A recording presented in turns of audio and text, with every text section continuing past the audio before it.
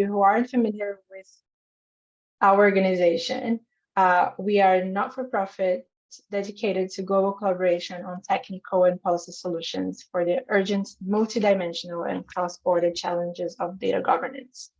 To put it in one phrase that captures word for word what we strive for, our mission is to build agile frameworks to responsibly unlock the value of data for all. We do this by connecting and amplifying voices from stakeholders from across sectors, conducting research on concrete data challenges and opportunities, and experimenting with policy and technical data sharing solutions, and working with decision makers to enact change in data governance narratives, policies, and strategies. We have 4 flagship projects: the Observatory that builds on our work with the Atlas, the Global Sandboxes Forum building on our Sandboxes report, the protocols, and the dialogues. This event is part of the latter, the dialogues that we conduct across stakeholder groups and across regions. You can find more information about our work and how you can contribute in our website newsletter, and links we'll be posting in the chat. So now that you know who we are and what we do, let me welcome you to our event, Responsibly Unlocking the Value of Data in Europe, organized by the Datasphere Initiative in partnership with the Center of IT and IP Property Law of KU Leuven University, who's working with us on this. We are happy to bring here today to discuss the data governance trends in Europe that you've been following, and the impact that this has on the region's ability to responsibly unlock the value of data for all and policy efforts across the global majority. As you know, the European Union approach to data governance has had a huge area of influence, which is far and wide. Key regulatory pieces are still emerging across the European region as a whole. And meanwhile, the challenge now is to translate a risk-based framework into opportunities by designing data governance models that can effectively target those issues and responsibly unlock the value of data for all. On the occasion of this event today, I'm also happy to officially launch our Responsibly Unlocking the Value of Data in Europe Trends and Insights, which is a report that kicks off our Datasphere Global Dialogue series. And the report maps some reflections on how the European Union and non-EU member states are approaching data governance. Here I should also add a disclaimer. This report is non-exhaustive. We have certainly not mapped all different initiatives and perspectives in Europe. It is meant to be a conversation starter to facilitate dialogue like today's. The report analyzes some key trends and offers insights on how approaches to data are having an extraterritorial impact. We interviewed stakeholders across the region to bolster different desk research and thank them for the time they took to contribute. You can find the link in the chat of the report, which is now online. We also thank the Media Network for the endowment which made this report possible. Now for today's discussion. During session 1, we'll hear a presentation of the report's key findings and discuss some of the key opportunities and challenges posed by the European data agenda. In session 2, panelists will discuss the impact of European and global data governance approaches in the global majority and the ability to deal with emerging technologies such as artificial intelligence. We pride ourselves of having a very engaged group in our online events, so please introduce yourself in the chat, share where you're connecting from, and any comments, resources, and questions throughout the discussion. We plan to facilitate a short question and answers with participants and panelists after the session. So we hope to hear from you in the chat. If you have time, we'd also be pleased to discuss insights and hear about your work and the work that you're leading in an optional networking breakout group at the end of the event. More information on that will be shared in the chat soon as well. Now I'd like to pass the floor to Mariana Rosa Paz, our research assistant at the Datasphere Initiative and one of the co-authors of the report, to open session 1 and welcome our speakers. Thank you, Leuven, and welcome to our speakers and to everybody who's joining right now. So during this first session, we'll be discussing how European efforts to design data policies are ongoing and evolving, and assess how the European Union and non-EU member states are approaching data governance. Our speakers will be invited to share their research on key trends, and offer insights on how approaches to data governance are contributing to the region's ability to responsibly unlock the value of data for all. But before I introduce you to our speakers for our first panel today, I will briefly share the main trends we identified over the past year and which we consolidated into our report on responsibly unlocking the value of data for all in Europe. We interviewed actors from the public, private, and civil society sectors to identify key trends around data governance in Europe. We're launching this report today, and we just want to be very clear, just as Lorraine was sharing, that this is a conversation starter to keep sparking thought and dialogue around data governance in the region and beyond. So with this, I will be now sharing my screen and sharing with you some of the key trends that we identified and that we're sharing with you in the report. So the first big chunk of conclusions that we have points us to the fact that Europe's priorities for data governance have revolved around protecting fundamental rights and freedoms, promoting human centricity and sovereignty, and the use of data for public good. The region's strategy has encouraged and fostered the creation of new institutional arrangements around data, such as the creation of data spaces, data cooperatives, and data stewardships. The governance instruments that are being used and issued in the European Union and around Europe to protect personal and non-personal data have raised the standards when it comes to privacy protection and the sharing and use of data across borders. By raising the protection standards to international operators, those outside of the EU could potentially be restricted from accessing the data. So this is a fundamental challenge to bear in mind. Mari, nobody can see the screen. Can you try again? Okay, there you go. Thank you. Oh, sorry. Can you see it now? Yes. Okay, perfect. So on a second note, one challenge for Europe is the need to create new incentives to encourage data flows and interoperability for innovation, digital transformation, and competitiveness nodes. By leveraging data for digital transformation and creating incentives for data sharing, industries can create new products and services. Future initiatives such as norms, technology, model contracts, procurement, self-regulation, and voluntary frameworks should create the appropriate incentives and thus contribute to responsibly unlocking the value of data for all. And our final group of conclusions relates to Europe and the global data sphere.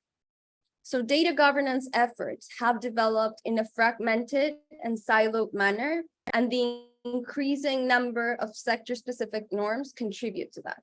Overcoming this fragmentation and mapping existing platforms, overlaps, and gaps is necessary to build a common framework that ensures data interoperability and sharing. There is a growing emergence of innovative frameworks to govern data, from regulatory to self-regulatory and technical tools. What is fundamental is that international cooperation and dialogue seeks to find convergence between actors' priorities and values and develop models that work for different contexts and needs. And now, as a way to conclude, and these are some of the conclusions of the report, we believe that the dialogue should engage stakeholders in Europe, but also engage in conversations with other regions of the world, as our panels today will be showing. Europe would benefit from sharing its good practices and experience, but also from learning from other regions and countries' needs and best practices. Now that there is more awareness about the societal harms and challenges of governing data in the region, the challenge now is to translate back into governance models that can effectively target these issues and unlock the value of data flow. The European approach to data governance is still not finalized, and this is just the beginning, and we're just starting to shape it. There are currently more questions than answers, and we want this report to be a conversation starter to keep thinking and shaping data governance efforts in Europe and the world. So now, having shared these insights and trends that we have identified in our report, which we invite you to take a look at, I would like you to introduce you to our speakers today. So joining us today, we're pleased to have Professor Moritz Hennemann. He's a professor at the Faculty of Law at the University of Passau. We also have Thomas Margani, who's a research professor of intellectual property law at KU Leuven University. We have Aller Tarkowski, Director of Strategy at Open Future, Ella Etienne Denoy, who's the Senior Director, Head of ESG and Sustainability Service at CVRE Friends. And finally, Antonio Baeson, who's Legal and Policy Officer at the Data Policy and Innovation Unit at DG Connect. And we hope that Antonio will also be talking about the recent political agreement reached by the European Parliament and the Council on the Data Act. So with this, let's start this conversation. And now I would like to give the floor to our speakers to have a conversation based on their experiences and their work on data governance. So our question to you is, do you have any reactions to these findings that I just recently shared with you all? And how do they relate to the work that you're doing on data governance? And of course, it would be great if you could share some of the opportunities and challenges that you're seeing coming out of the European data agenda. So let's start with Professor Moritz Hennemann. Professor, thank you, and welcome to our panel again.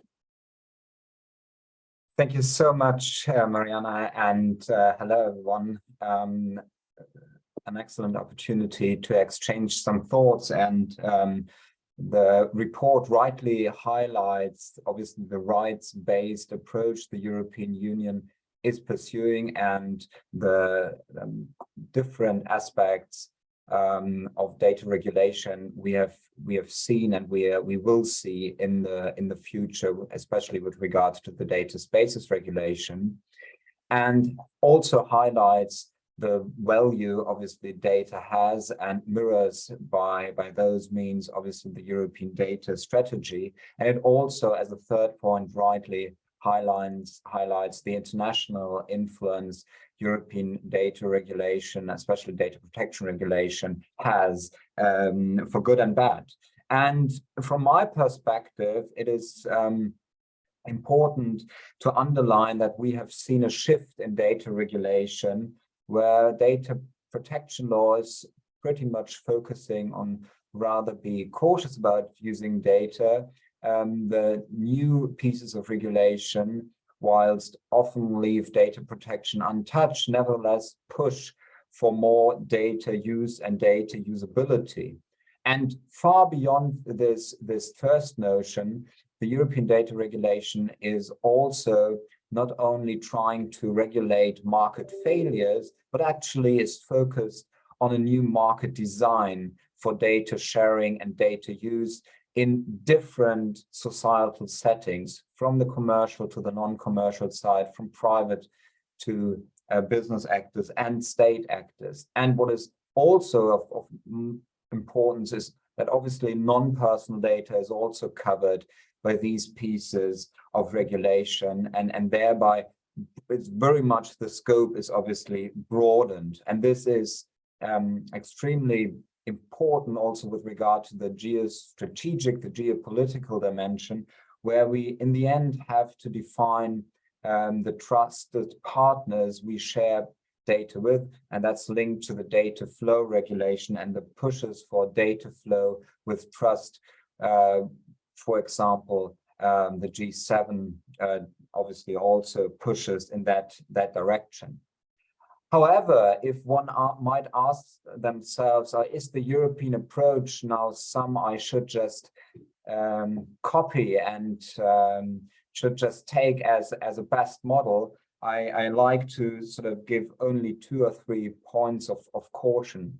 The European approach is, and that has been already said, very much connected to European values, and it's a big question whether it is the right solution for the respective setting. Also, it is a very complex and a very dense piece of regulation and different regulation layers. Is that always the way one likes to go for, especially with regard to small and medium-sized companies, but even NGOs or other actors? And it is important and of vital importance, and we have seen that in the Data Act negotiations right over the last weeks and months. It is crucial to define the trade-offs, or you could say define the scope of obligations with regard to concurring interests, especially trade secrets, intellectual property, and obviously data protection issues as a full data flow and full data protection, full trade secret protection, and full intellectual property protection cannot be received at the same time. And it's a political task to draw the lines and to basically also define where's the stop sign and where's maybe sort of a push for one of the specific goals. So taking this all together, it is of vital importance to, in the end, define the incentives people have to share data cautiously.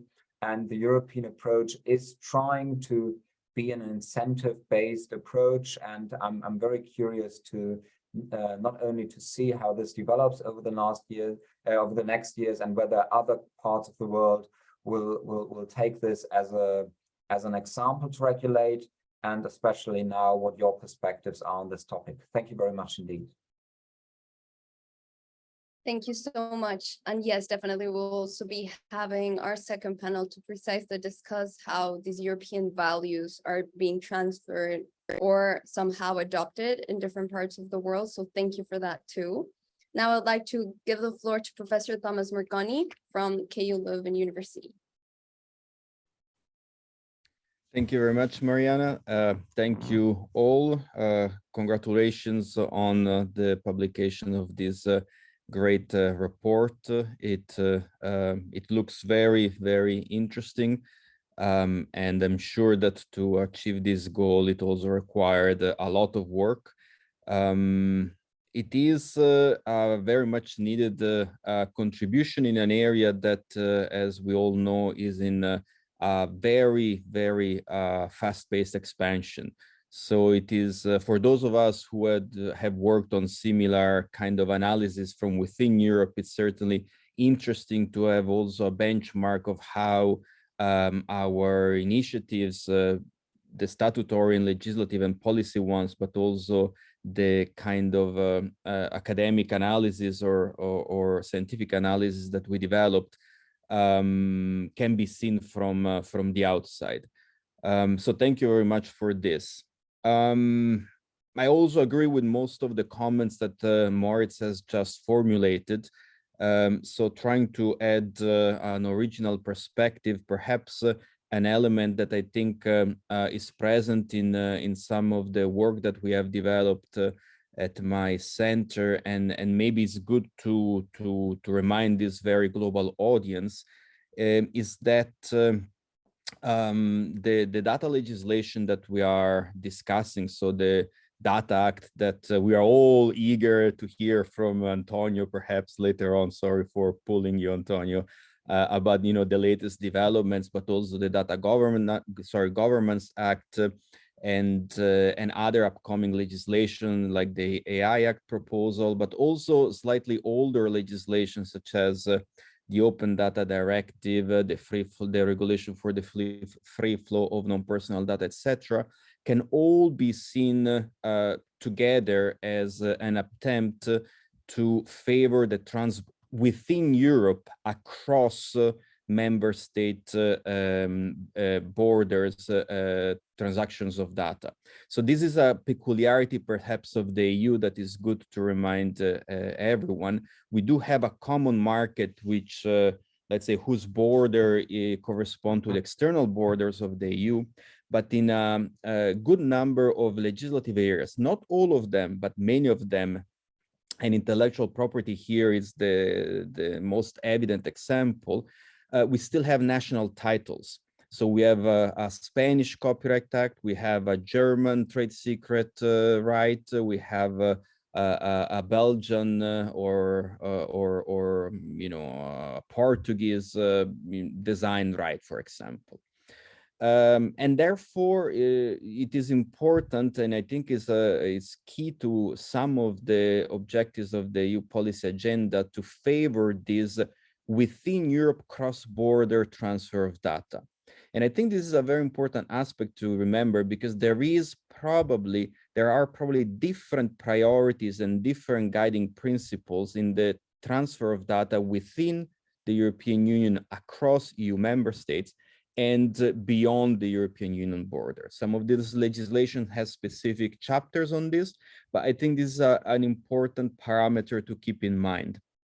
The other one that I would like to briefly mention is that, and here I speak as mainly a IP or corporate scholar, our research, mine but not only, shows how in the EU data and non-personal data, perhaps in particular, is protected much more than in most countries outside the EU.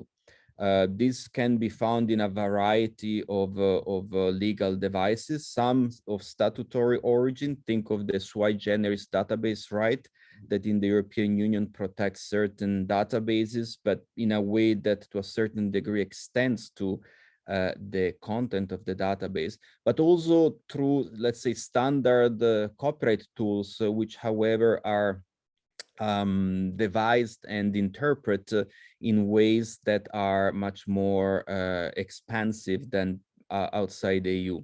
Think of the protection that the extraction of data from protected copyright works attracts in the EU, which is not necessarily the case outside the EU, to either not so strong protection of the right of reproduction within copyright law, or thanks to the fact of the presence of broad exceptions for computational uses, text and data mining, etc. Think of fair use in the US, think of the legislative developments in Japan, Singapore, South Korea, etc., etc. So I think this is important because this helps us to place the Data Act, the DGA, and the broader analysis of data governance within a very specific set of rules that to a certain degree is very peculiar to the EU. I think this is a very important aspect to keep in mind, especially some of the questions that we want to explore further is the exportability of the rules on data governance within the EU. Because if they are so idiosyncratic of certain EU rules, its simple transplant may, of course, give rise to unexpected consequences. I'll stop here for now. I think I should have 2 or 3 minutes, but I look forward the discussion. Thank you. Thank you, Professor. And yes, definitely, precisely talking about how to export these data governance rules is part of this whole discussion. So now I'd like to give the floor to Alaric Tarkowski from Open Future to share his insights on this. Thank you. Hello, everyone. I'm very happy to be part of this conversation. I especially appreciate that it's a multi-stakeholder dialogue. We're bringing together different actors and showing that data governance is important both for business, civil society, and public institutions. This is an approach we foster in our work. We've been following the data strategy process from a public interest perspective. And it is from this perspective I would like to comment both on the report and on the ongoing work on the data strategy. I appreciate the report for the framing it provides. I agree that there's a very strong attachment to human rights, which is sort of Europe's unique advantage, export product, many different things. But I also see in this process the next step. I really like the framing provided by the digital constitutionalism idea, right? That's the idea that the current policy package is really establishing digital constitutionalism foundations that secure these basic rights, and GDPR, which was sort of developed and by the previous commission was the starting point for that. But I think in the data strategy, we're seeing the next step, and that's the step that's really important for my organization, is that there's an additional logic that goes also beyond purely market logic, the digital single market, that builds on the digital rights logic, but is about a logic that builds public interest or public value through data governance. And we see this logic, for example, in the idea of data spaces. I really like the introduction to the data strategy, which basically says that not all is lost, that there are still spaces where Europe can secure this public interest, right? And that's a very, very strong vision. We've been following both the Digital Governance Act and the Data Act I think it will remain to be seen how these ideas are implemented. For instance, very interesting language on data cooperatives from the DGA, which can lead to really strengthening this public interest approach, can just as well turn out to be not that relevant. I think there's a lot here about other than legislative means in building policies. And I think Europe and European institutions have a very big role to play in scaling these approaches, not just enabling them through regulation, but making the next step. For instance, I think there's amazing potential in the resilience and recovery funds, which if appropriately steered, and admittedly a lot here goes in the direction of member states that have control through their national programs over these funds. But so I think that we still need to have these discussions to lead this in this direction. One thing I want to mention at the end, and this has been our particular focus, we were very much interested in the rules on public access to private data, business to government data sharing. I think in the Data Act, it was a quite controversial issue, receiving both criticism from industry, which I think is quite anxious to increase data sharing obligations, but also some digital rights supporters saw this as an attempt to increase the power of the state, maybe creating risks of more categories of data, of personal data falling into the hands of states. We understood those concerns, but still saw really big value in bringing this idea that I think to have a balanced data governance approach, we need to be talking about this. We need to be building on the open data approach, which is sort of public for business, public for civil society, and think about the reverse. So I appreciate a lot that the Commission has introduced this part. From my perspective, the ultimate sort of outcome that's coming out of the negotiations is not ideal. I wish these rules were a bit stronger, but nevertheless, I think they will create an interesting new perspective on which we can hopefully in the next years or maybe decades build and establish this principle, which I think will be very important for data governance. Thank you very much. Thank you so much, Alec. And precisely to dive deeper into this business perspective, I would like now to give the floor to Ella Tiendenoy from CBRE Friends to share her insights also from a private sector perspective. Ella. Hi, everyone. Very happy to be here. I hope this sounds good today. So yes, I lead our ESG work at CBRE. For those of you who wouldn't know the company, we're the global #1 leader with regards to real estate services, so dedicated to brokerage services, advisory services, property management services, and advising all major investors and corporate client accounts around the world, 150,000 employees and $27 billion of annual revenues. So I think I'm going to be bringing a bit of a different perspective and offering you a deep dive in my industry, which is real estate and more broadly the built environment. Maybe a few traits with regards to the real estate industry that relate to the topic that we're interested in today, which is unlocking the value of data. It's very early days in the built environment when it comes to data governance, and I'll explain why in a few minutes. We're probably one of the least digital industry sectors, one of the last sectors to have not been disrupted by the digital transition. And we also have the particularity of having an industry which is fragmented across national markets, but with very strong European objectives, especially when you consider the union's ambition with the Green Deal. And that's something that I'd really like to stress here, because it's interesting to see that the European Data Act focuses on control over data to make it more beneficial both for individuals and businesses. But when you're talking about control, you're talking about ownership, which means that you're basically saying that there's transparency underlying that possibility of control and ownership. And that's probably where, when you dive down into the private sector, it gets a little tricky.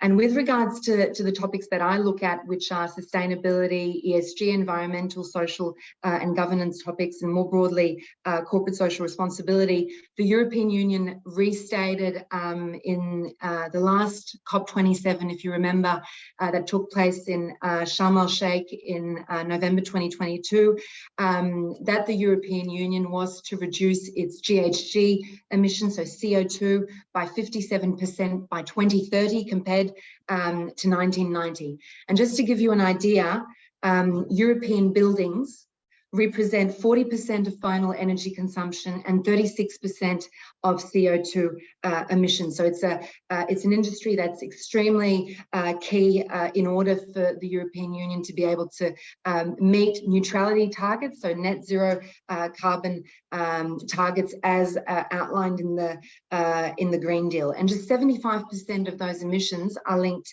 to heat and water. So why is this important? We're talking about the places we live in, we work in, we play in, we get treated in for healthcare across Europe. And there's a lot of data to be unlocked within these buildings. But if you're looking at a topic such as energy and carbon, that's a topic that is 100% data related. So it's also linked to your capacity to collect that data.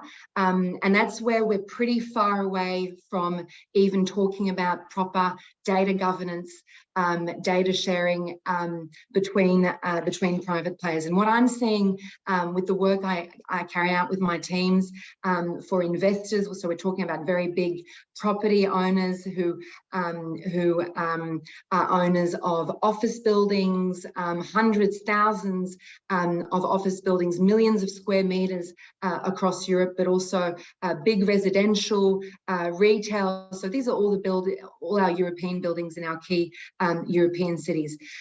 We first of all need to collect the data, ensure that it's reliable, leverage on the energy data to turn it into actionable carbon data, and then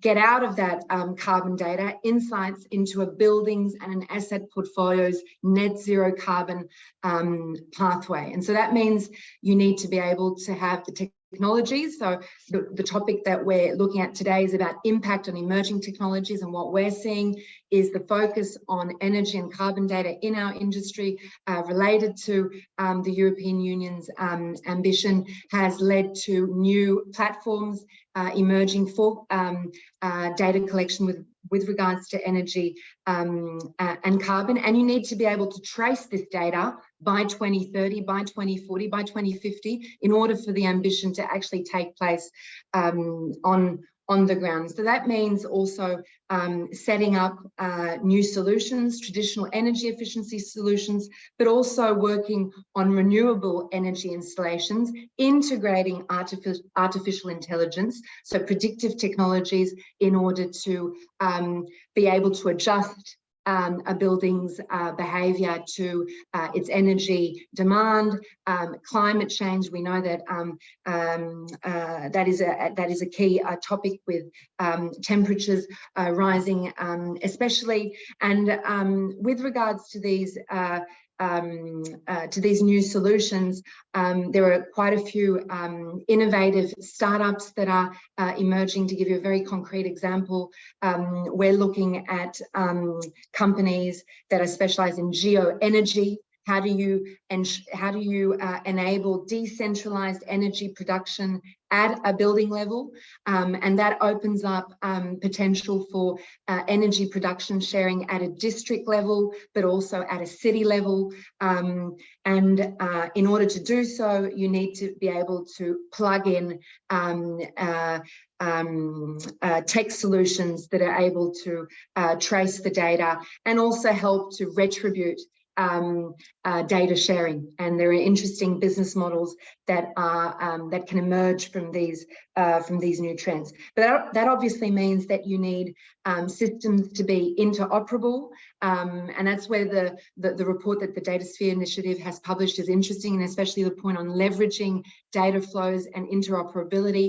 We don't currently have interoperable systems within buildings. So in order to, for instance, be able to leverage on the capacity and the potential of solar, renewables, or geoenergy, we need to be able to speed up interoperability. And then also coming back to the carbon data, we need data between European markets to be comparable. Just to give you an example that you probably know, if you're an owner or even a tenant of in a residential building, whether you have an apartment or even a house, EPCs, for instance, are increasingly becoming very important market signals with regards to energy and carbon performance. And these EPCs are very different from one European market to another. So I think behind Sorry, I'll have to cut you there.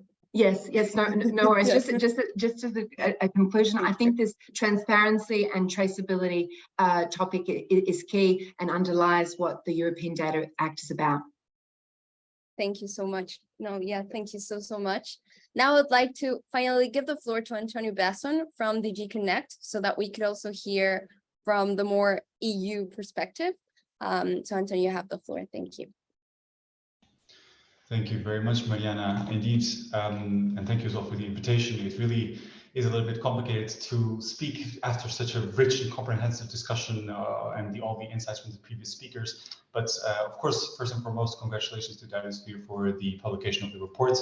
I found that it aligned, there was an alignment between the report's emphasis on responsible data unlocking and the EU's focus on protecting fundamental rights, data protection, privacy, as well as the ever important promotion of a human-centric approach with regard to data governance. Because ultimately here we're talking about two sides of the same coin, right? Where we're talking about, on one hand, about data protection, and on the other, data access and use. So one cannot live without the other. They're both obviously required. And this is the starting point really from where the Commission saw an opportunity. So it's that by combining a series of measures that derive from legislative and non-legislative actions, that we are going to be able to build a genuine and sovereign single market for data in the EU. And of course, when we're thinking about a combined effect of the recently adopted Data Act, as well as the Data Governance Act, and adding to that the common European data spaces, we're really thinking about a number of different consequences to this. We can think about the creation of an alternative to the current business models that are existing around data, as Ella was mentioning. We can think about lower transaction costs of data sharing. And this is not, of course, only transaction costs related to economic values, but also thinking about different hurdles related to legal, organizational, or technical challenges around the sharing of data. And of course, when we're talking about as well such measures, we can think about the widening of availability of data. We want ample data to exist in the EU. And this data is, of course, it is essential that it is able to be used in a cross-sectoral dimension, which is, of course, requires also increased interoperability. And to cap everything off, we need to have a clear, proportionate, and fair rules as to how data access and use in the EU is done. And I heard Data Act being mentioned by the previous speakers as well. And just to perhaps contextualize a little bit more about what we're talking about, this is the last major piece of the European data strategy that was announced in 2020. And it really is a very modern legal framework as to how data access and use should be performed. And the, let's say, golden rule of the Data Act is that it aims to clarify who can use what data and under which conditions. So we're looking for a balanced approach to data governance that is able to, on one hand, promote new data flows, and while maintaining the same incentives for those who invest in data generation. And so, of course, it is absolutely essential to preserve the protection of the confidential nature of the data, including, for example, data that is regarded as trade secrets, as other previous speakers have also mentioned. So there can be two major elements as the Data Act's main objective. One would be, of course, the unlocking the economic value of the data. A lot of industrial data is currently not being used, and so we want to foster the creation of opportunities for businesses to develop innovative services or products based on new data flows. But also we want to ensure user empowerment. So our aim is to ensure that people are able to control their own personal and non-personal data. And just in terms of next steps, very quickly, as you know, the text has indeed, the co-legislators have reached a political agreement on the text. The text is currently being cleaned, and then it will be sent to the lawyer linguists, who will be tasked with translating the text into all the EU official language. And then we're a little bit of, let's say, the idea, the plan would be to have it published in the official journal sometime around the end of the year. And then the date of application is 20 months from that point. So around mid 2025. And then, well, also part of your question, Mariana was talking about a little bit of the challenges. And I think that there's a little, there's a very, let's say, the challenge in the framework of the report in and of itself is also how to think about the EU rules in a foreign perspective. How do we envision I heard the word exports, or we can think about other words as well, but the bottom line is that we don't want to just increase data flows. That is not the objective. We want to do it in a trustworthy, responsible, sustainable way, and really making sure that our data governance framework in the EU and abroad respects fundamental rights. And this is, of course, including privacy, but also promoting innovation, investment, and competition. And very important is also to remember that we're firmly supportive of open and fair digital markets. We are actively fighting against unjustified data localization requirements, and we seek to promote data sharing between trusted countries that safeguard both personal and non-personal data. So I'll stop there and hand back the floor to you, and look forward to the continuing of the discussion. Thanks. Thank you so much, Antonio, and thank you all. And especially to our panelists for sharing your insights, your comments, your perspectives, and the challenges and opportunities that you are seeing coming from the European data governance efforts. Unfortunately, we won't be having time for questions and answers specifically for this panel, but we invite you to share any comments or feedback that you have on the chat, and then we will be very happy to discuss further with you in the breakout rooms that we'll be having at the end of the event after our second panel. So I would like now to pass the floor to Carolina Rossini, who's our Director for Policy and Research. And we would like her to now open session 2 and welcome our speakers to keep also talking about how all of these foreign perspectives are also envisioning the European data governance efforts. So thank you, Carolina. The floor is yours. Thank you, Mariana. And I just want to share with all that it was a pleasure to work with you and the rest of the team on producing this report. And I also want to thank you again for all the presence and the interviewees that join us in this dialogue.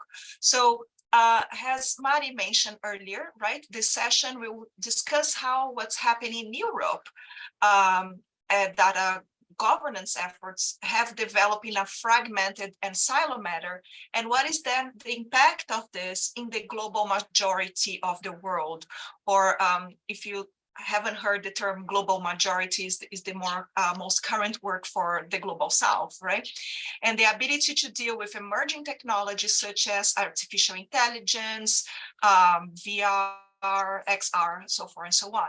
Speakers will discuss how multi-stakeholder engagement, especially engaging practitioners and innovators and international cooperation are key to create a common language around data governance, protect human rights, and also promote global competitiveness and data usage for innovation.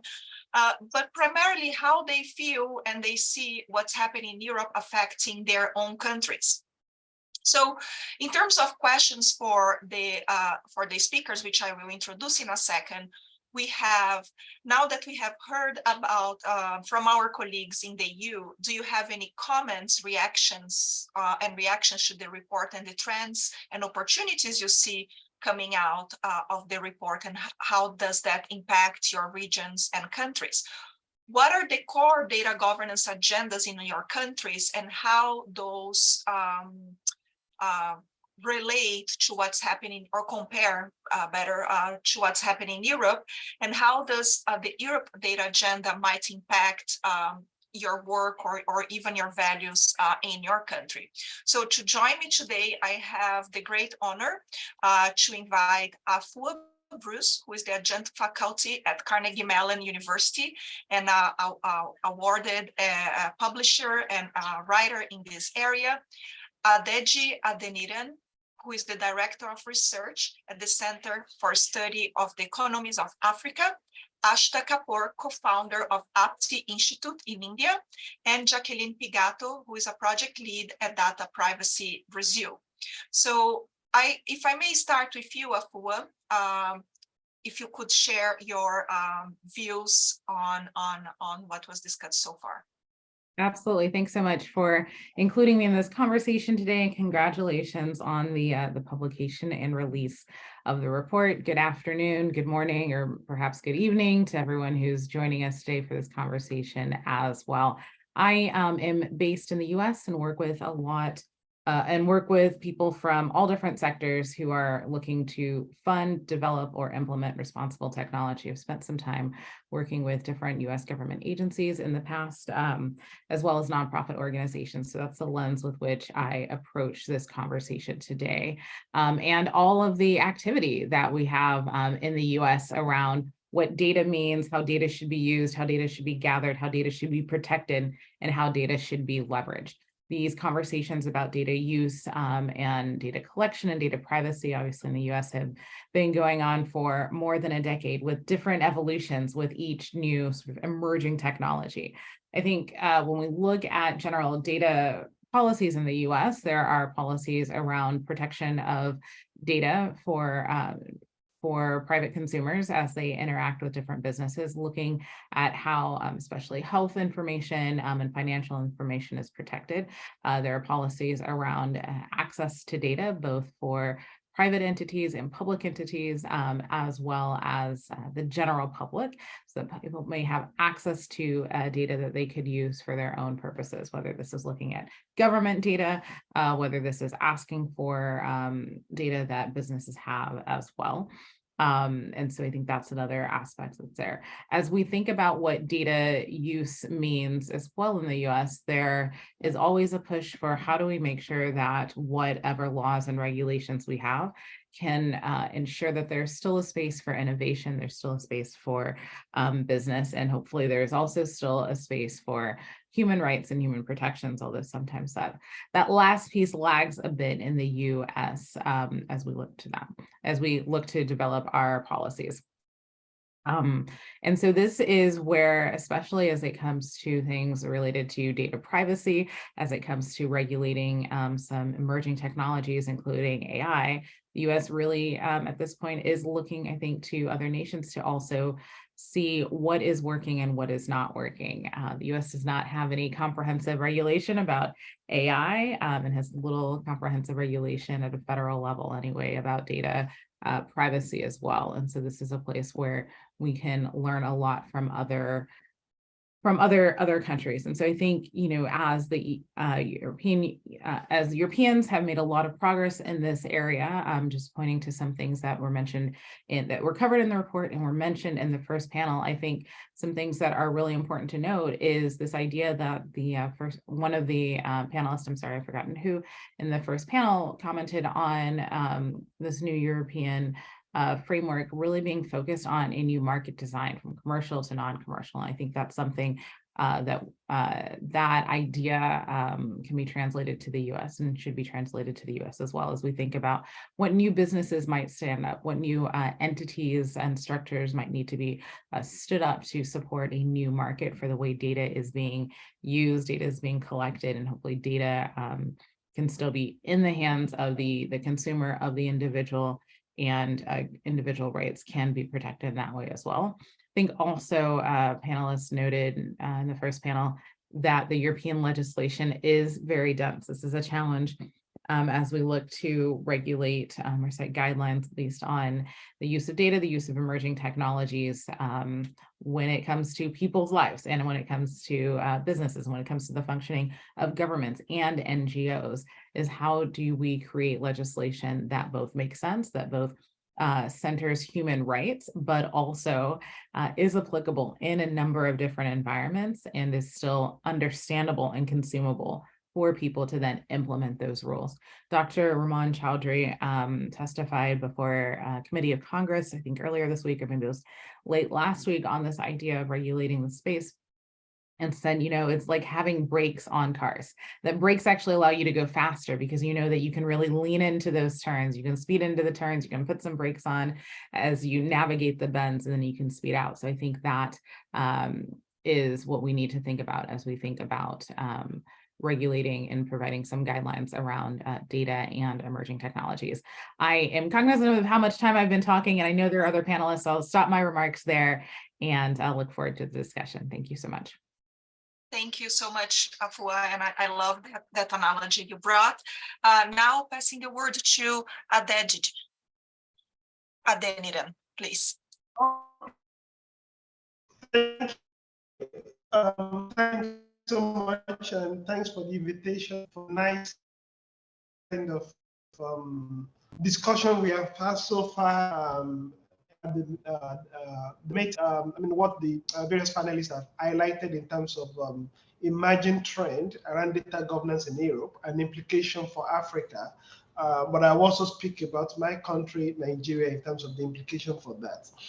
I think one obvious thing that we've seen, or trend we've seen in Africa, is we seem to be a kind of continent that is really copying or try to draw inspiration from a lot of what is going on in Europe.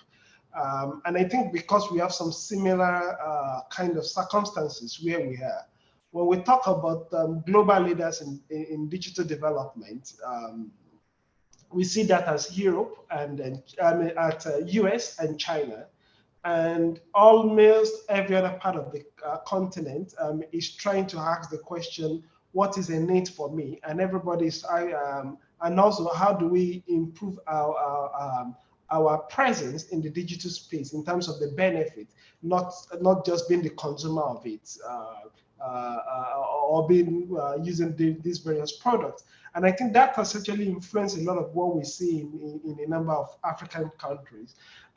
Immediately with the passage of RPD, we saw a kind of upsurge in the number of African countries that actually also implemented a similar kind of law that is also having human rights centered approach in its implementation. Before the GRPD, Africa has a regional initiative called Malabo Convention, which is also around data protection. And but when that was implemented, only 8 countries out of the 54 African countries actually approved or signed up to that Malabo Convention.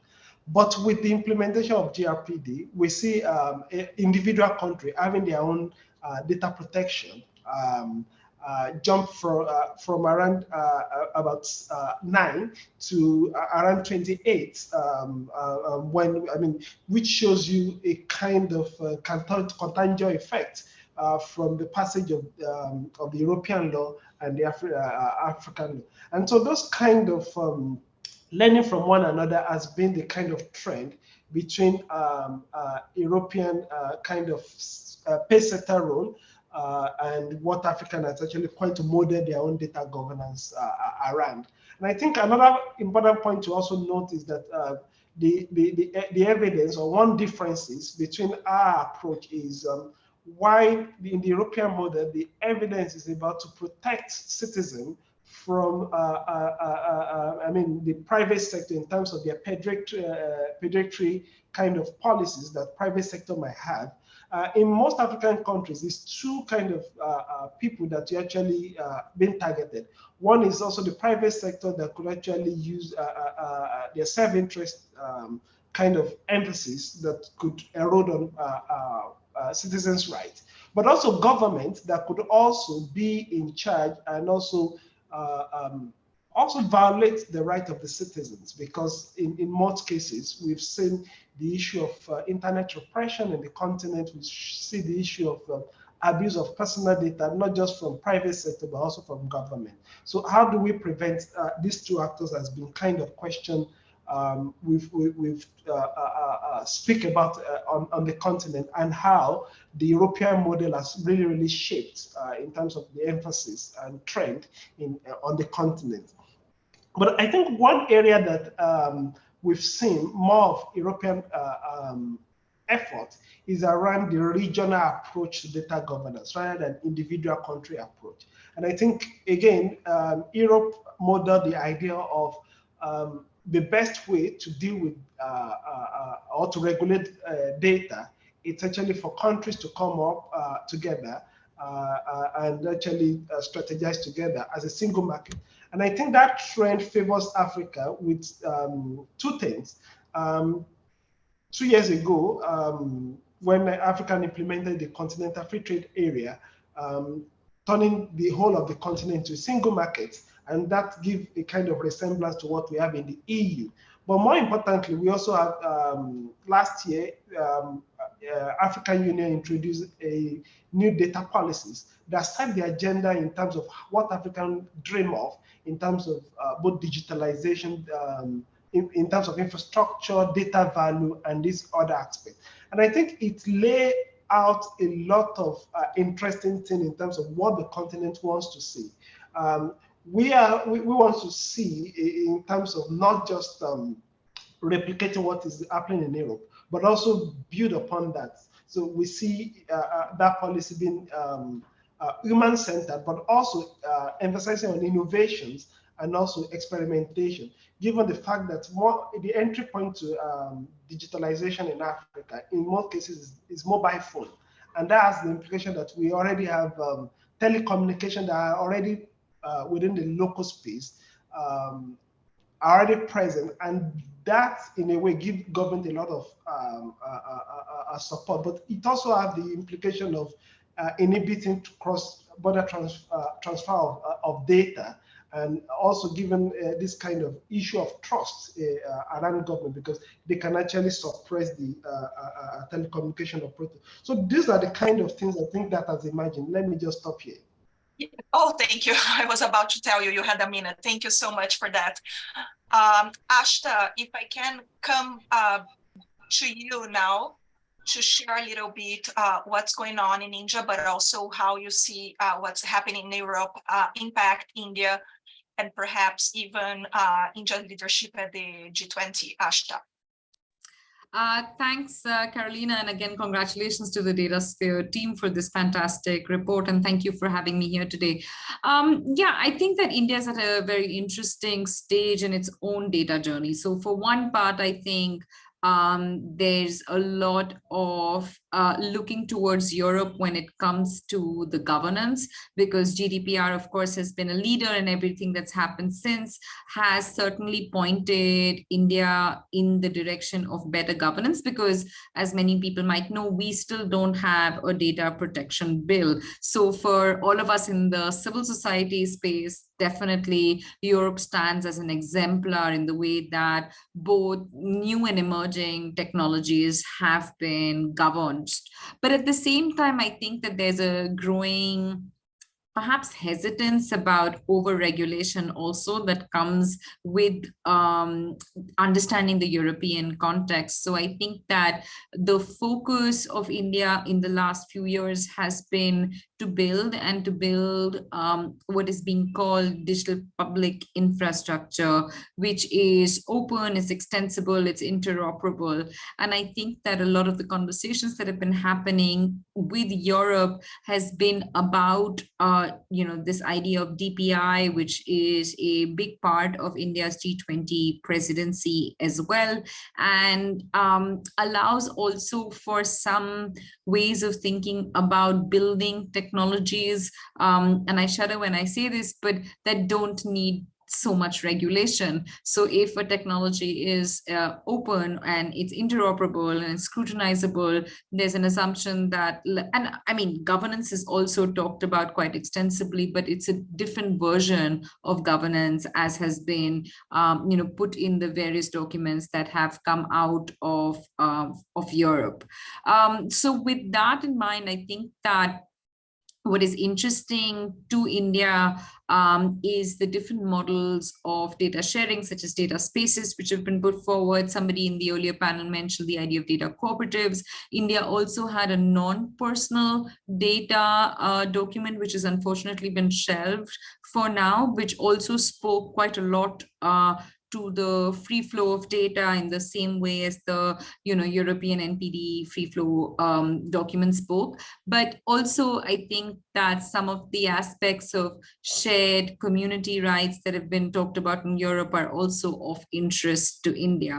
And another aspect which is becoming quite a point of collaboration from what I understand between India and Europe is the idea of managing consent more meaningfully, and again linking that back to what I earlier mentioned as digital public infrastructure. So can we create DPIs that manage consent and actually help actualize a lot of that what has been put in regulatory documents out of Europe? So how do we think about consent as granular? How do we build infrastructure that allows for that? And I think that that's where there may be a lot of interest in collaboration. However, because both the EU as well as India have treaded on the path of sovereignty with regard to technology, with regard to data, I think there also seems to be some level of breakdowns around that. So, I know that Japan has been talking about data free flow with trust. India, for instance, is not a signatory of that.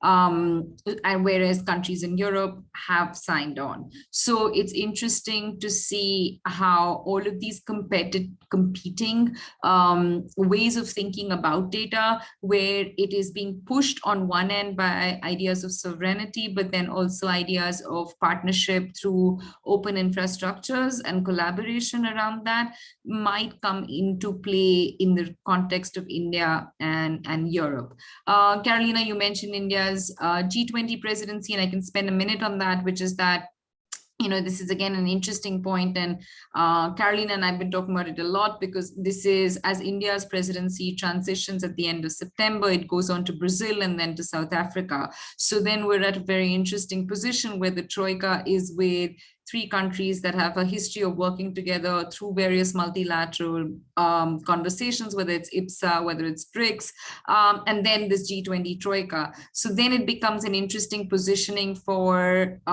India, Brazil, and South Africa to start to think about what ideas of data governance mean in the context of Global South in particular, and then use the presidencies to extend some of these ideas, and also then think about positioning vis-a-vis the EU and what we've been talking about, and Jacqueline is also on the call and might touch upon this, is that we need a new vocabulary, a new way of thinking about data that speaks to the concerns and considerations of the Global South much more. And I think India is doing well to think about what those mechanisms of data governance are, which may rely on some of the questions around privacy and inclusion and grievance redressal that have been done in the context of Europe, but then may have a much more contextualized version of it in the context of India. So I'll pause there and happy to take any questions. Thank you so much, Ashta and Jacqueline. So giving the floor to you, I think you're joining us from São Paulo today. So Jacqueline. Yes, thank you so much, Carol, and thank you for having me, and congratulations to you, Mariana, and all the team for the report. It's pretty clear to me the common basis between Europe and Brazil when we talk about data governance. So we have bottom-up approaches and emphasis on collective impacts and fundamental rights, all around protecting constitutional rights and freedoms. So I think this is pretty important. And I especially like this challenge that you highlight on the reports on the collective approach. But Brazil had already established legislation on the internet in a broader sense in 2014 with the Brazilian Civil Rights Framework for the internet. So actually, this is not something new to us. I believe that we face today similar challenges, and these common foundations provide us with a great opportunity to enhance dialogue and exchange experiences in tackling these challenges brought by technological innovations. And from a global governance perspective, I see that as both Brazil and Europe do not have a so powerful private sector in technology, they exercise a kind of digital sovereignty through their regulatory capacities. So it is crucial that we have some convergence on this. And also, when we think about the fragmentation of global governance, like we have the UN, OECD, WTO, G7, G20, etc., and these are mentioned in the reports, I think the countries have a narrative that permeates all these spaces, aiming at their interests. So it seems to me that both Europe and Brazil have well-defined interests and can cooperate in these spaces based on their common principles. So here in Brazil, we are currently discussing our AI bill, where Brazil brings a more affirmative proposal of rights. So the bill seeks to reconcile a risk-based approach with a rights-based regulatory framework. So our bill aims to establish rights for the protection of the most vulnerable, which is the individual, who is impacted on a daily basis by AI systems. So ranging from content recommendation and target advertising on the internet to eligibility analysis for credit decisions and certain public policies.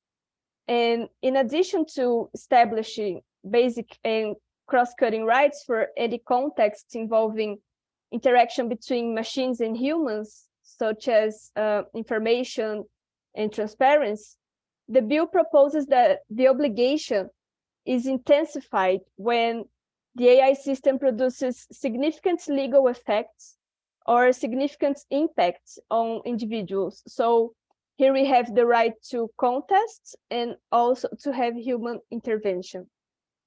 And I think one of the main distinguished features of the Brazilian AI bill is the recognition of structural problems, such as racial discrimination. So the bill includes a specific right to non-discrimination. So in summary, I think we are talking here about rights that are non-negotiable. And I think Brazil and Europe have a lot in common on this. So I think that's it for now. And thank you once again. Thank you so much, Jacqueline. And now I would like, we have some minutes here that I really want to invite the speakers of both panels to join us back here with your cameras and perhaps answer a couple of questions that our audience has. So I'm going to bring one that Michael Candy shared in the chat, and perhaps our folks in Europe, maybe I can put Alec in the spot, or some other colleagues, Thomas, can respond. So Meta just announced their new Twitter competitor called Threads, which is not available in Europe due to data privacy issues. How is this likely to play out? If one of our speakers can comment on that. Alec, Tom, go ahead. I can start and maybe buy time for another panelist to jump in after me. So yes, Facebook or Meta announced Threads yesterday, and I really think this was in line with some of what I talked about when it comes to how data is viewed in the U.S. and that when we lack comprehensive data and data regulations, data privacy regulations in the U.S., and the efforts that we do have are really spent around ensuring that businesses can innovate and can push out products, while the hopes for protecting human rights and human privacy and data privacy often are secondary to that bigger concern. So I think the release of Threads definitely falls in line with that product. I think what we've seen time and time again is that regulations of other countries then force businesses to innovate or to create different versions of products or to adapt as the desire for increased market share and increased user bases happens over time. And so I would expect that to happen with this product as well. I do think that the product is getting a lot of buzz as it's very new today, but we've seen a lot of different buzz about potential Twitter replacements over the years. And so I think the verdict is still out with this particular tool as to whether it will be sustainable and will have enough user base to warrant the continuation of the product. But time will tell. But I think the takeaway here is that I think it falls in line with a lot of how the US views data privacy, which is also why I was so excited to hear from Adedeji and Jacqueline about just the ways that your countries are approaching centering human rights in their work. Thank you so much, Afua. Any other comments? Maybe I can just add one point. Sometimes, it's one dilemma that I think it presents around possible trade-off, sometimes in various, what you want to maximize in data governance, human rights, innovation, experimentation, or development, or the growth path. And I think that's a dilemma for policymakers. But I think the point we need to really emphasize is the fact that as a policymaker and anyone, digital development is crucial, and regulation should be done in a way that actually we don't snipe in those kind of opportunity for growth.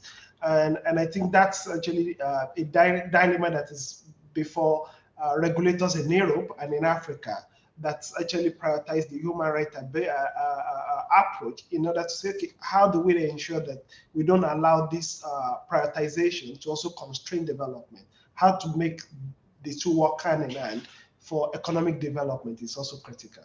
Thank you. Thank you so much. And I know Ashta responded to a question in the chat, but I would love her to address this question, especially focus on non-personal data, right? It's incredible how easy it is for all of us to fall back on the discussion on personal data, right? All those discussions are more advanced.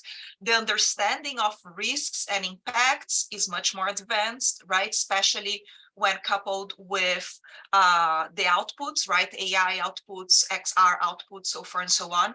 But I would love, Ashta, if you could focus on non-personal data governance. How do you see that evolving in India?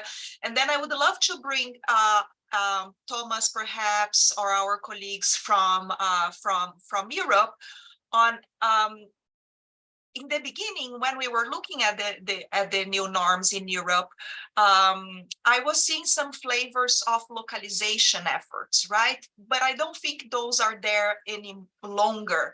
Perhaps what is in there are high transaction costs in terms of entering the personal data market in Europe, right? With data spaces, so forth and so on. I would love for you, Ella, perhaps from the previous sectors, to comment a little bit on, do you see barriers to entry, and are there localization flavors, there are localization in personal data in Europe for non-personal data? So 2 questions, Ashta, and then for our initial panelists, and then we wrap up. Thanks, Carolina. And I mean, just to take off from where you started, which is the fact that non-personal data seems to be a highly, part of the data governance conversation that has been influenced by geopolitics, and that's what we're seeing in the context of India as well. A couple of years ago, there was a draft of a non-personal data. There was a committee that the government had made to see how non-personal data could be used, and that was very much focused on extraction of data value versus where the data protection conversation is, which is around protection of data rights. And so it's almost interesting to think about that tussle between protection and extraction of value, which I think is also the way in which the free flow of non-personal data conversation has been framed in Europe as well. And like you said, it's becoming very much a live conversation because large amounts of anonymized training data is required for this beast that we have to feed, which is AI. And more countries are thinking about how to create those, how to create standards of anonymization, how to create standards of interoperability to share, and also how to navigate the concerns, geopolitical and otherwise, around data sharing. So I think where India is at the moment is that it's starting small. It's set up something, and I plugged in a link in response to Adam. It's starting to build a national data governance framework, which is actually at the moment only focused on public, which is government data, which is both what will be open and public versus what will be shared in closed loops. I'm in one of the committees that's helping the government to think through some of this. But we expect that the Indian Data Management Office is where the NPD conversation will be. What's also interesting is that the government in the past in India has tried to monetize NPD. It's tried to do things like, we've considered where is consent most necessary? Is it at the point of anonymization, or is it at the point of sharing, even if it's NPD? What are the global standards around anonymization? And that will impact, again, cross-border data flows, because the way we think about anonymization may be different from the way Europe thinks about anonymization as well. So I think there's a lot of interesting stuff that's likely to happen in the NPD conversation. Thank you so much, Ashta. Ella, Alec, Thomas, who wants to jump on? Martitz, who wants to jump on if you see localization flavors in the EU right now for non-personal data or not? No, maybe very, very briefly. I think that, one point that it's fundamental to understand the European conversation is that one of the fundamental, principles on the entire EU construction is that of creating an internal market out of 27 different markets. And over the past 5 decades, this has been one of the main goals and the main powers. In the field of data is already, I think, the free flow of non-personal data regulation of 2015, Moritz, correct me, that prohibits data localization for non-personal data. One thing is to prohibit it. One other thing is to be able to regulate a market as the technological market that is dominated by large platforms who may behave by different type of inputs. It is in this kind of perspective that you can then find justification to more recent interventions like the DMA and the DSA that try to limit over-the-top platforms due to their gatekeeping or anyway, data dominance positions on the one hand. And on the other hand, you find in the Data Act the principle of data portability that was essential to the GDPR becoming a sort of basic principle of EU law that applies also to non-personal data with the goal of empowering users to make more effective their rights. The essential point here, and I conclude, is that if we are observing a process of datafication of society, which basically means that not only everything becomes data, but once it becomes data, it acquires even more value. So if everything is data, regulating data corresponds to regulating everything. And the real danger is that we dilute those kind of guarantees and protections that the law has created in our traditional fields, such as contracts, property, personal data, etc. So this is the kind of effect that is happening, in my opinion, in Europe with the features that we have discussed, but also beyond Europe with the very interesting observations that you have made. But I do see a common trend, approach differently, but this kind of issues connected to who regulates what and for the benefit of whom are to me, they seem a recurring pattern. Thank you.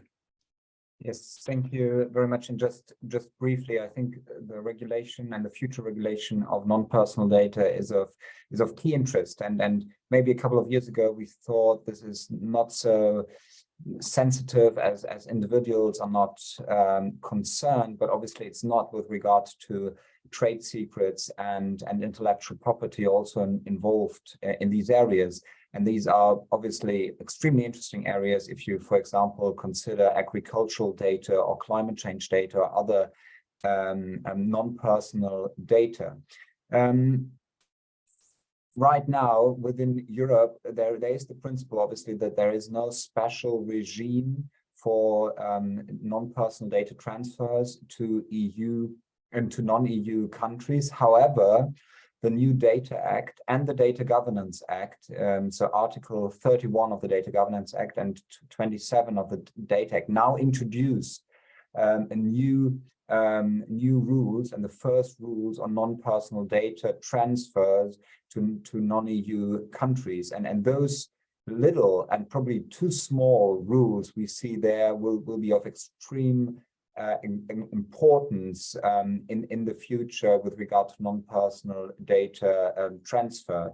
And we also see that within the Data Governance Act with regards to the reuse of public sector information, where we have a new regime which is a little bit similar to the adequacy assessment we already know from the GDPR, but now with respect to data, with regard to intellectual property and trade secrets. And to make the last point, obviously non-personal data regulation is still, however, a potential field for harmonization if we consider that from the perspective of trade and data contracts underlying that. And there are obviously a couple of negotiations going on in the WTO e-commerce negotiations realm, in the realm of UNCITRAL debates on data contracts and other soft law initiatives and model law initiatives which are ongoing, and also for example by the Data Act, Article 33 now demands model clauses and model terms for data contracts. So this will definitely be more important, and something to look out for. Thank you. Thank you so much. So I'm gonna wrap up here. And make one quick announcement, and then I'm gonna pass the word to our co-founder, Bertrand de la Chapelle. So we also have, in addition to launching our report today, which I wanna thank you so much for, again, for the whole team who worked on this, and the interviewees and the event organizers. We are also launching today our call for our 2023 to 2024 cohort of fellows. This is going to be our third cohort of young professionals working on the issues of data. So please take a look in the chat for the links, and please do share with your network, with your teams, and whoever you think would be wonderful to join. It's a wonderful one-year journey with us. So Bertrand, words to you. Thank you, Carolina, and I hope that the sound is okay because I'm in a public space, but apparently it seems to be quieter than it was before. So thanks. It was fascinating to see the different comments.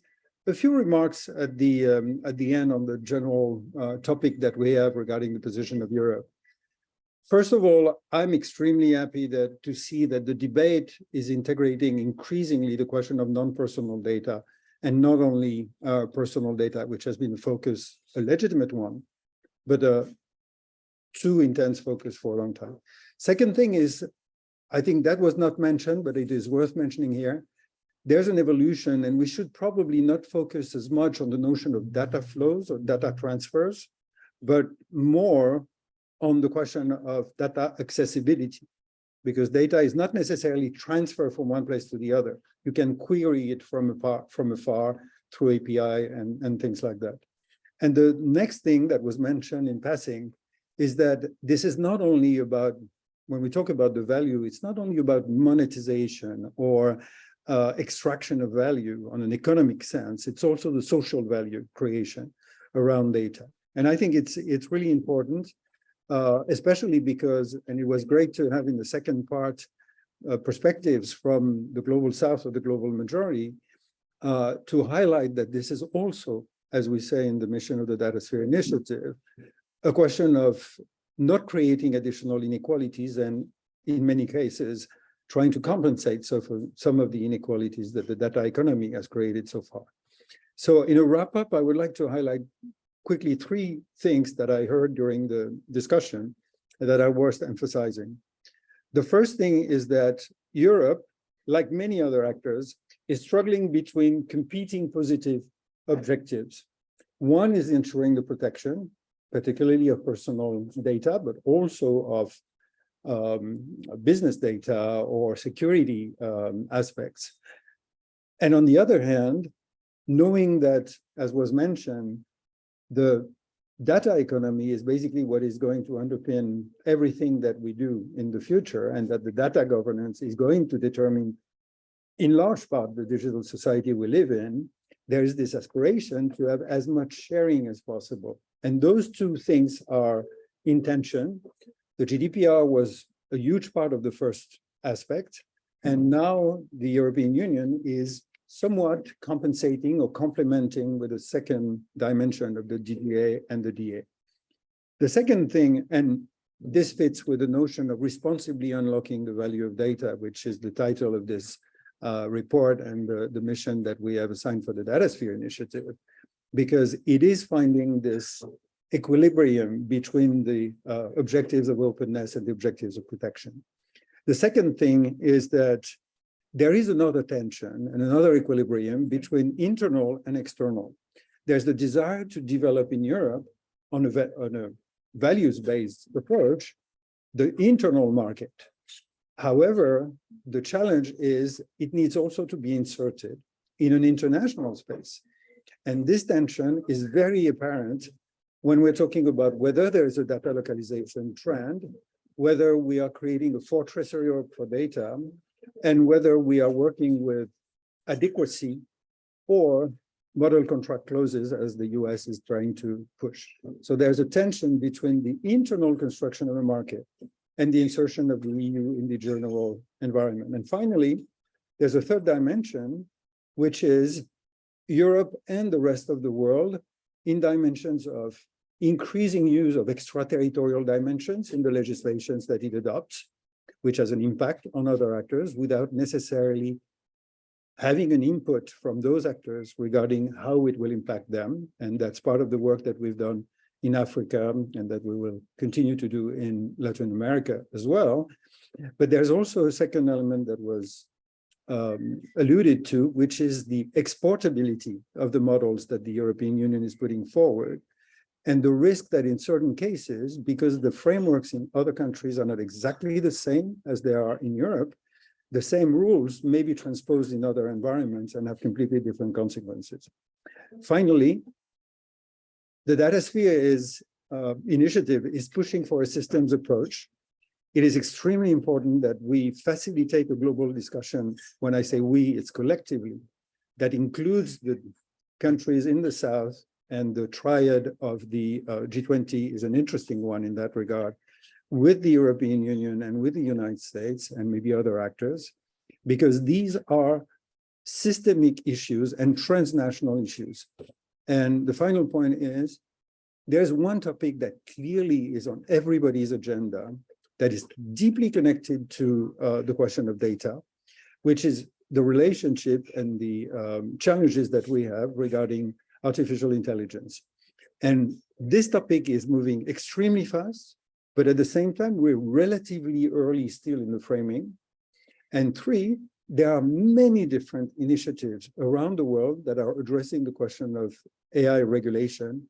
And it would be a real pity if there were not a sufficient interaction between the actors at this stage, rather than later when interoperability would not be easy. So responsibility, interoperability, and dialogue are, I think, the three keywords that I would take out of this first discussion. Thank you so much, Bertrand. And I want to thank to all that have joined today. Again, please do share the event and the call for fellows with your networks.